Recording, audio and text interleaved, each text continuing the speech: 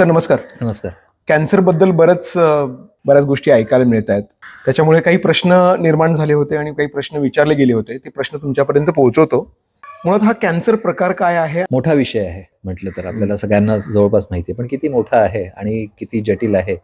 तर कॅन्सरची व्याख्या आधी बघूयात काय आहे. तर कॅन्सरची व्याख्या सांगताना असं सांगतात की विकृत पेशींची अमर्याद अशी वाढ होत जाते. अमर्याद म्हणण्यापेक्षा ज्याला आपण म्हणू की ज्याचं नियंत्रण आणता येत नाही इतकी वाढ, इतक्या झपाट्याने वाढ त्याची होत असते काही विकृत पेशींची. आपल्या शरीराचे स्वाभाविक स्वतःचे शरीराचे घटक असतात आणि आपल्या शरीराचे घटक नसणारे, शरीरात तयार होणारे, आपल्याला जे लागू पडणारे किंवा आपल्याशी साम्य असणारे असे पेशी तयार होत असतात. आणि त्याच वेळी आपल्याला सूट होणार नाहीत अशाही पेशी काही तयार होत असतात शरीरात. तर अशा पेशींची जी अनियंत्रित अशी जी वाढ व्हायला लागते तर त्याला कॅन्सर असं म्हटलं जातं. सो हा प्रकार काय आहे? तर हा एवढाच प्रकार आहे. तसं बघितलं तर तुमचा काय अंदाज आहे साधारणतः किती प्रकारचे कॅन्सर असतील? साधारणतः जवळपास 200 प्रकारचे कॅन्सर आहेत. म्हणजे 200 कॅन्सर आहेत. अगदी नाकाचा कॅन्सर, डोळ्याचा कॅन्सर, केसांचा कॅन्सर, रक्ताचा कॅन्सर, लंग्सचा कॅन्सर, आतड्यांचा कॅन्सर, ब्रेस्टचा कॅन्सर, असे एक एक एक एक एक जर बघितले तर 200 कॅन्सर आहेत वेगळे. म्हणजे प्रत्येक अवयवाचे कॅन्सर असतातच. कसं झालं सांगू का? खरं तर विज्ञान म्हणजे काय किंवा शास्त्र म्हणजे काय, तर एखादं तत्व आपण जेव्हा समजून घेणं, कारण हा एवढा मोठा पसारा आहे सृष्टीमध्ये, की काय आहे सृष्टी, हा पसारा काय आहे हे समजून घेण्यासाठी त्याची एक पद्धतीने आपण त्याची एक विभागणी करूयात, म्हणजे जरा सोपं जाईल, कॅटेगराईज करूयात त्याला. अशा पद्धतीने आपण विज्ञान तयार करतो. आणि हे समजून घेण्यासाठी कुठली या सगळ्या तत्वांचं एक सुटसुटीतपणा काहीतरी येऊ देत नाही, तर इतका गोंधळ आहे. बरोबर. तर तो आपल्याला सहजतेने कळेल, रिलेटिव्हिटी किंवा कशाशी काय संबंध आहे, पण सहजतेने कळेल, कळण्यासाठी सोयीचं होईल, सोपं होईल. हा विज्ञानाचा मेन त्याच्या मागचा उद्देश असतो.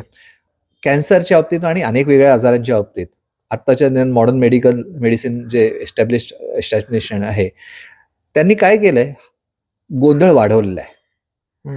गोंधळ का वाढवलाय हे तेच जाणे, परंतु त्या गोंधळात स्वतःचाही गोंधळ झालेला आहे. लोकांचा तो गोंधळ, समाजाचा गोंधळ झालेलाच आहे, उडलेलाच आहे. तर कशाचंही कॅन्सर होऊ शकतो. 200 प्रकारचे जर कॅन्सर असतील तर कसं काय करणार? त्याचं विज्ञान नाही होऊ शकत. आणि त्या गोंधळात संपूर्ण समाज आहे. यामध्ये मेडिकल फील्ड मधली मंडळी पण गोंधळात आहे आणि एकूण सगळेच गोंधळात आहे. आणि एकूण त्याच्या बाबतीत एक दहशत आहे की कॅन्सर झाला म्हणजे तो बरा होत नाही. हे स्टॅटिस्टिक्स असतात, इतक्या प्रकारचे कॅन्सर आहेत. आणि मग जगातला 2 नंबरचा प्राणघातक कुठला आजार असेल तर कॅन्सर. ऍक्च्युली एक आजार नाही, येतो ग्रुप ऑफ डिसीजेस आहे, परंतु त्याला इतकं एक प्रकारचं तसं एक हे केलेलं आहे, वलय केलेलं आहे. पण ते अशामुळे होत असावं सर की एखादा, म्हणजे आधी आपण बऱ्याच केसेस पाहतो, एखाद्याला कॅन्सर झाला की तो त्या ट्रीटमेंट खाली आणि याच्या खाली त्याचे केस जाणं, हे करणं, किमो होणं, हे करणं, आणि जगतच नाही तो माणूस. खूप अशा कमी केसेस मी ऐकलेल्या आहेत की जे कॅन्सर होऊन बऱ्या होऊन आलेत आणि ते जगलेले आहेत. तर त्याच्यामुळे भीती वाटणारच ना त्याची सर. असं आहे की एखादी घटना घडतेय आणि त्याच्यावरचा उपाय मला करायचा आहे, पण ती घटना कशामुळे घडते हे मला जर माहीत नसेल तर मी त्याच्यावरचे जे उपाय आहेत ते एक प्रकारचे अंधारात गोळ्या मारल्यासारखेच आहे. जेव्हा अंधारात गोळ्या मारतोय तेव्हा हे नेहमी लक्षात, डोक्यात एक मागे बॅक ऑफ द माइंड चालू होतं की नक्की लागेल ना, नक्की लागेल ना. आणि यासाठी आपण वेगळ्या ठिकाणी गोळ्या झाडतो. नेमकं काय करायला पाहिजे ते माहित नाही, गोळ्या झाडायच्या आहेत की नाही हेही आपल्याला माहित नाही. आणि त्यासाठी त्याचा परिणाम असा होतो की आपण स्वतःचं नुकसान खूप डॅमेजेस करून घेतो. म्हणजे असं म्हटलं जातं कॅन्सरच्या बाबतीत किंवा हे अशा वेगळ्या आजारांबाबतीत की उपचार इतका भयंकर होतो की तो उपचार परत घ्या आणि मला तो माझा आजार परत द्या, तो बरा होता. उपचारांच्या परिणामांपेक्षा तो आजाराची जी काही लक्षणं होती किंवा जी काही दुखणी होती ती परवडली, अशी ती अवस्था होते. याच्यातून सगळी कॉम्प्लिकेशन्स होतात आणि त्याच्यामुळे ऍक्च्युली ट्रीटमेंटमुळेच जास्त हानी होते. पण ही हानी होत असताना सुद्धा याच्या विरोधात किंवा याच्यावरती एक प्रश्नचिन्ह उभं करणं किंवा ह्याला क्वेश्चन करणं म्हणजे एक प्रकारचा सगळ्याच म्हणजे समाजाच्या विपरीत सुद्धा आणि सायन्स वर्ल्डला वरती एक प्रकारचा आपण आक्षेप घेतल्यासारखं होतो आणि मग टीकेचे आपण काय होतो अधिकारी बनतो आणि त्यातून एक प्रकारची तू वैज्ञानिक वृत्ती नाहीये तुझी वगैरे असं सगळा तुझ्यावर येऊ शकतो सगळा विषय, म्हणून हे टाळलं जातं, गप्प बसलं जातं. पण नुकसान मात्र होतं. ठीक आहे ना. असं आहे की कॅन्सर जो काही कळतो तो आम्हालाच कळतो, असा मॉडर्न मेडिसिन मध्ये काम करणाऱ्यांना एक फार मोठा एक ज्याला म्हणतो ओव्हर कॉन्फिडन्स आहे. आणि एवढं करून त्यातून तो बरा होईल अशी सुरुवातीला गॅरंटी देतात आणि उपचार पुढे पुढे सरकायला लागतो तसे असं त्याचे दुष्परिणाम व्हायला लागतात.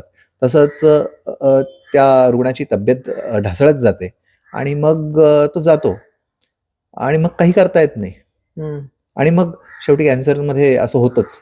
काही स्टॅटिस्टिक्स त्यावेळी असं फेकले जातात तुमच्या समोर नंबर की 30% किंवा 20% किंवा 10%च लोक जगतात वगैरे. तर हे नंतर सांगतात. तर असा सगळा प्रकार चाललेला असतो. पण सर हे खूप जटिल आहे आणि खूप खूप कॉम्प्लिकेटेड आहे सर, की लाईक आमच्यासारखा माणूस ज्याला सायन्स बद्दल जास्त माहिती नाही किंवा मी शिकलेलं त्या संदर्भात माहिती नाही आणि अचानक कुठेतरी उद्भवतो काहीतरी प्रकार आणि मग मी टेस्ट करतो, डायग्नोसिसला जातो आणि वेगवेगळ्या त्या पेट स्कॅन आणि काय काय सगळ्या प्रकारातून गेल्यानंतर मला कळतं की स्प्रेड झालेलं आहे, हे असं झालेलं आहे. पहिल्यांदा माझं मानसिक खच्चीकरण होतं. त्याच्यानंतर मी त्याच्या मुळाशी जाण्याची माझी ताकद नसते आणि ते जे ऐकलेलं आजूबाजूला आहे ते इतकं भयावह आहे. तुम्ही जसं म्हटलं की ते किमो आहे, ट्रीटमेंट्स आहेत. तर अशा मानसिकतेमध्ये काय करावं खरंच कळत नाही. बरं, आता मी थोडंसं कारणांकडे आधी येतो. ठीक आहे ना. की जी वेगळी कारणं आहेत ज्याच्यामुळे कॅन्सर होतो म्हटलं तर त्याला कार्सिनोजेनिक एजंट्स म्हणतात.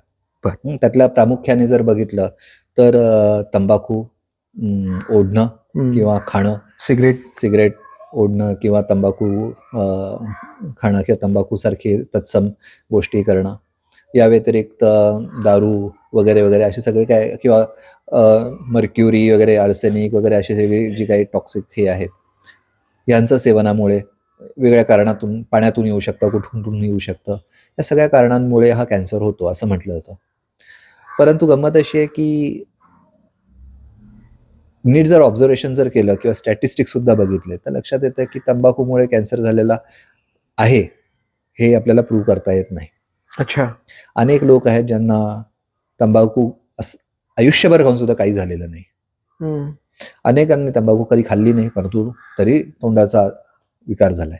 तर असे हे कार्सिनोजेनिक एजंट्स वगैरे जे काय म्हटलंय तर इथे सगळा गोंधळच आहे, टोटल गोंधळच आहे या आजारांकडे बघण्याचा दृष्टिकोन चुकल्यामुळे. तर त्याच्याकडे मी आता जरा थोडंसं क्लॅरिटीच्या अनुषंगाने काही गोष्टी सांगेन. हे टेस्ट करतात, ते टेस्ट करण्या अगोदर काहीतरी लक्षणं सुरू झालेली असतात. हो. आणि खूप अगोदरपासून सुरू झालेली असतात. ठीक आहे. ती लक्षणं काय असतात? मुख्यतः वेदना. बरोबर. वेदना, आग. ठीक आहे. त्या वेदना वेगळ्या प्रकारच्या असू शकतात. कुठेतरी पोटात टोचतंय, दुखतंय, डोक्यात दुखतंय किंवा कॉन्स्टिपेशन असतं, पोट साफ होत नसतं, भूक लागत नसते वगैरे वगैरे, अशा सगळ्या ज्याला आपण मेटाबॉलिक डिसऑर्डर्स म्हणू, तर अशा सगळ्या घटना सुरू झालेल्या असतात. झोप नीट नाहीये वगैरे वगैरे.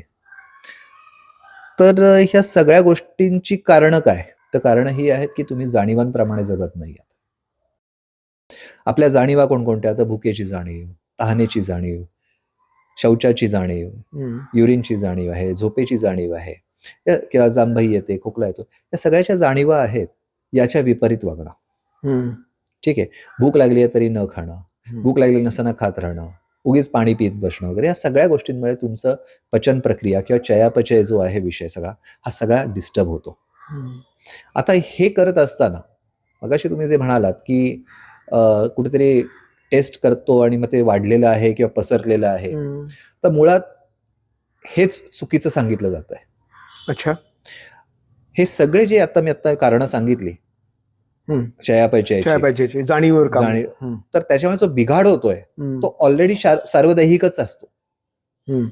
लक्षात का? हम्म. तो आधी कुठेतरी एका ठिकाणी कॅन्सर वाढला, तयार झाला हम्म. आणि तो सगळीकडे पसरला, हम्म. असं कधी घडलेलं नाहीये. हम्म.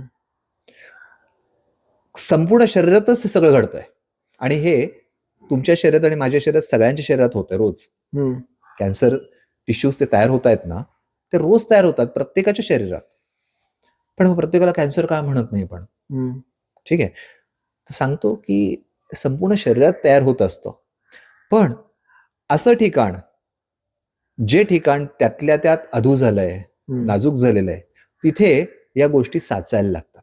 पसरलेला आधी असतो हम्म. आणि नंतर तो स्थानिक ठिकाणी येऊन साचतो. कॉन्सन्ट्रेट व्हायला लागतो. बरोबर. जी तुमच्या शरीरात अशी जागा जी त्यातल्या त्यात नाजूक आहे. बर. ठीक आहे, मग तंबाखू खाणाऱ्याची ही जागा नाजूक आहे, मग इथे दोष साचायला लागतात. हम्म. जो सिगरेट ओढतोय त्याची छाती नाजूक आहे, हम्म. तिथे त्याचा दोषांचं साचणं सुरू व्हायला लागतं. हम्म. जो चिंता करतोय आणि त्या मानाने त्याचं भरणपोषण परत करत नाहीये, म्हणजे झीज होतीये ज्या गोष्टींची आणि त्याचं परत भरपाई नीट होत नाही धातूंनी, त्याच्या टिश्यूजनी, तर तिथे गोष्टी साचायला लागतात. हम्म. कुठल्या गोष्टी साचायला लागतात त्याच्याकडे आपण नंतर येऊ, पण गोष्टी साचायला लागतात. तर या आजारचं स्वरूप सार्वदैहिक आहे. बर. आणि सार्वदैहिक आहे. आणि काय म्हणजे आपण रक्ताचा कॅन्सर, रक्ताच्या कॅन्सरला कुठल्या गाठी असतात? संपूर्ण शरीरात रक्ताचं. तर रक्त हा तसा फ्लुइडिक आहे, हम्म. त्यामुळे तो सार्वदैहिक. पण तसं नाहीये, सगळेच हे जे काही आहेत ना हे सार्वदैहिक आहेत आणि जिथे जागा मिळेल तिथे ते साचतात. हम्म. ठीक आहे, आणि एकाच वेळी ते अनेक ठिकाणी साचू शकतात. हम्म. जिथे त्या नाजूक जागा आहे तिथे ते साचतात. जास्तीत जास्त जितकी नाजूक जागा आणि नाजूक जागा जितकी मोठी मिळते तेवढं तिथे ते जास्त त्याचा फैलाव किंवा तिथे त्याच्या जास्त काय म्हणू आपण, तिथे त्याची संचय होतो. कॅन्सर पसरला ही लास्ट स्टेज नाही, ही फर्स्ट स्टेज आहे, लक्षात घ्या. कॅन्सर एका ठिकाणी दिसायला लागला ही सेकंड, थर्ड, फोर्थ स्टेज वगैरे म्हणू शकतो. या मी स्टेजेसना मी फार काही हे देत नाही. ते अजून उगीच त्याची फक्त काळजी कशी वाढेल लोकांची, अशा गोष्टी, अशा टर्मिनॉलॉजीजनी अशा त्या बनलेल्या आहेत. मुळात असं आहे की हे साचलेलं आहे. काय साचलेलं आहे? जे अजीर्ण आहे. ओके. अजीर्ण साचतंय, अजीर्ण होतंय म्हणून साचतंय, अजीर्ण रोजच्या रोज तयार होतंय, नीट पचत नाहीये गोष्टी. आणि पचन प्रक्रिया कुठली? पण आम्हाला पचतो असं सगळं बरोबर, पण त्यांना पचन म्हणजे नक्की काय हेही क्लिअर नसतं. पचन प्रक्रिया पोटातली एक असते आणि त्याच्यानंतर टिश्यू लेवलवरची सुद्धा डायजेशनची एक प्रोसेस असते. टिश्यू लेवल सुद्धा इंडायजेशन होत असतं, ज्याच्याबद्दल खबर काही नसते लोकांना. पण टिश्यू लेवलवर समजा डायजेशन नीट होत नसेल तर टिश्यूज नीट तयार होत नाहीत. आणि हेच टिश्यूज, ज्याला मी आयुर्वेदामध्ये धातू म्हणतो, हे धातू जर तयार नीट नाही झाले तर जे धातू तयार होतात ते विकृत धातू तयार होतात. बर. आता याला वेगळ्या पद्धतीने आपण बघायचं असं म्हटलं तर माझा स्वतःचा जो टिश्यू आहे त्या टिश्यूचा माझा स्पेसिफिक डीएनएचा त्यात डीएनएचा एक सिक्वेन्स आहे. बर. माझा जो प्राकृतिक स्वाभाविक जो टिश्यू आहे त्याच्यापेक्षा वेगळं काही असेल तर तो विकृत धातू, म्हणजे त्याचा डीएनएचा सिक्वेन्स वेगळा आहे. तर असे जे विकृत धातू तयार होत आहेत, टिश्यूज तयार होत आहेत, तर ते शरीराला नको आहेत. म्हणून शरीर त्याला बाहेर फेकत असतं. रोजच्या रोज काम प्रत्येक क्षणी चाललेलं असतं. हे कसं, तर शरीरामध्ये जसं आपल्याला डोळे, कान, नाक हे बाहेरचे इंद्रिय आहेत, तसे आत शरीरात सगळीकडे इंद्रियांनी शरीर बनलेलं आहे. प्रत्येक लेवलवरती चेक पॉइंट आहेत. जसं एखाद्या फॅक्टरीमध्ये प्रोडक्शन चाललेलं तर तो एक स्टेज झाल्यानंतर दुसऱ्या स्टेजमध्ये जायच्या अगोदर तिथे तो चेक असतो की ज्या पद्धतीचं प्रॉडक्ट क्वालिटी आहे ती क्वालिटी झालाय का, मगच सेकंड स्टेजमध्ये, मगच थर्ड स्टेज. तसं आपण जे काही खातो प्रत्येक लेवलवरती, हे पचलंय का, मग इकडून तिकडे जाईल, नाहीतर हे इकडून तिकडे जाईल, इथे हे अडवायचं, हे असलं असेल तर अडवाय, त्याला इकडे युरिनकडे जाऊ देत, त्याला इकडे त्या टिश्यूज मध्ये जाईल. हे सगळीकडे चेक्सनीच भरलेलं आहे, सेन्सर्सनीच भरलेलं आहे. आता अजीर्ण जेव्हा होतं, अपचन जेव्हा होतं, तेव्हा अपचनाचा लेअरच्या लेअर असतात आत. अच्छा. आता हे लेअर सेन्सर्सवर येऊन बसले तर आरशावर समजा धूळ भरपूर साचल्यानंतर आरशात प्रतिबिंब दिसणार नाही. त्याच्यामुळे सेन्सर्सवर हा लेअर, जो अजीर्णाचा लेअर आहे, तो जेव्हा येतो तेव्हा सेन्सचं काम करत नाही, सेन्सिंगचं काम करत नाही नीट. त्यामुळे ही विकृत ज्या गोष्टी आहेत त्या हिंडत राहतात शरीरात. बरोबर. ह्या शरीरात हिंडत राहतात आणि जिथे त्यांना ती नाजूक जागा मिळते तिथे ते एकत्रित होत राहतात. हा. आता हे एकत्रित होत राहतात त्याला माहीतच नाहीये. हा स्वतःची स्वच्छता कधी करत नाही. हम्म. स्वतःची स्वच्छता याचा अर्थ आंघोळ करणं नाही, नुसतं आतली आंघोळ पण करण्याची गरज आहे. हम्म. ठीक आहे, बरं. आता ह्या मध्ये मग चिडचिड केली की वाढतो का कॅन्सर, वाढतो का? सगळंच होणार आहे. चिडचिडनी सगळ्याच गोष्टी होतात. चिडचिड, अचिंता, मानसिक अस्वस्थता, यांनी काय खातोय, भूक लागते की नाही ह्याच्याकडे लक्ष नाही, काय खातोय त्याच्याकडे लक्ष नाही, अस्वस्थतेमुळे पचन प्रक्रिया नीट होत नाही. या सगळ्या गोष्टी अजीर्णाला एक प्रकारचं खतपाणी अजून मिळतच जातं. हो. आणि हे जे सेन्सर्सवरती त्याचा एक थर आहे, त्यामुळे सेन्सर्सचं काम होत नसल्यामुळे सगळे ते तिथेच घुटमळतात. त्याला बाहेर काढण्याची जी प्रक्रिया आहे ही कमी होते किंवा बंद होते. आणि हे साचत त्याचा एक ब्रह्मराक्षस होतो तयार. आता ह्याच्यावर काय करणार?